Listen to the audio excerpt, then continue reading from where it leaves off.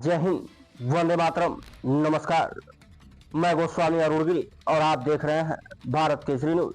आइए नजर डालते हैं इस वक्त की कुछ खास खबरों पर। समाजवादी पार्टी की मुश्किलें कम होने का नाम नहीं ले रही हैं। एक ओर जहां पार्टी की कांग्रेस से सीटों के गठबंधन पर सहमति बनी, वहीं दूसरी ओर राष्ट्रीय महासचिव सलीम शेरवानी के बाद अब राष्ट्रीय सचिव ठाकुर योगेंद्र सिंह तोमर ने भी अपने पद से त्यागपत्र दे दिया है। बुधवार को उन्होंने इसका त्याग पत्र राष्ट्रीय अध्यक्ष अखिलेश यादव को भेज दिया है। इस पत्र में उन्होंने कहा कि उन्होंने अब तक की राजनीति 5 बार के सांसद और केंद्रीय मंत्री सलीम शेरवानी के साथ ही की है। अब वह सपा से अलग हो गए, ऐसे में उनके लिए भी पार्टी के साथ रहने का कोई औचित्य नहीं है। पार्टी में अल्पसंख्यकों के साथ ही सामान्य और पिछड़े वर्ग की अनदेखी हो रही है। योगेंद्र सिंह तोमर पश्चिमी यूपी के प्रमुख रियल एस्टेट कारोबारी भी हैं। अलीगढ़ के साथ ही नोएडा व बदायूं में इनका कारोबार है। शहर के लक्ष्मीबाई मार्ग स्थित जापान हाउस के पार्क व्यू रेजिडेंसी निवासी योगेंद्र सिंह तोमर बदायूं की गुन्नार तहसील के मिठनपुर गांव के मूल निवासी हैं।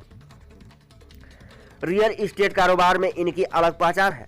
यह पिछले काफी समय से समाजवादी पार्टी से जुड़े हुए हैं। 2014 में बदायूं लोकसभा क्षेत्र से धर्मेंद्र यादव को सांसद बनाने में इनका अहम योगदान था। सामान्य वर्ग के साथ ही पिछड़े और अल्पसंख्यकों में इनकी गहरी पैठ है।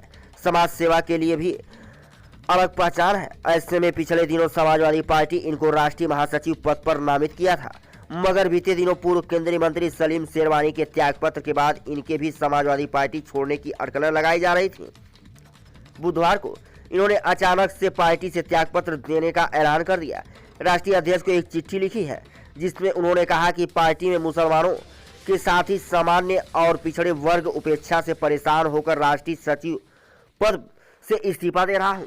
पत्र में उन्होंने कहा कि पूर्व केंद्रीय मंत्री सलीम शेरवानी के साथ इन्होंने समाजवादी पार्टी की सदस्यता ग्रहण की थी।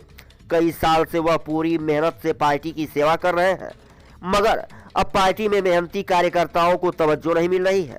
पूर्व केंद्रीय मंत्री के विश्वास को भी ठेस पहुंचाई गई है। इसी के चलते अल्पसंख्यक समाज के साथ ही सेक्युलर नीति से सामान्य और पिछड़ों में अलग पहचान रखकर पार्टी को मजबूत करने वाले व्यक्ति ने भी पार्टी पद से त्यागपत्र दे दिया है।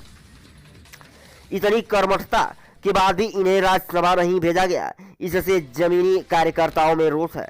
सपा की पीडीए नाम की राजनीति भी अब दिखावा लगती है।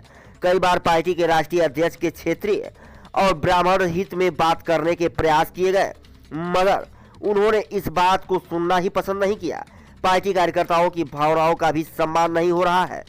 छूट भैया नेताओं के कहने पर प्रदेश में राज्यसभा सीटों का बंदरबाट किया जा रहा है। जिन लोगों का जनता से कोई मतलब नहीं है, उन्हें राज्यसभा भेजा है, इससे उनका मन काफी आहत है। देखा पूरी report, bureau report Bharat Kesari news team के साथ।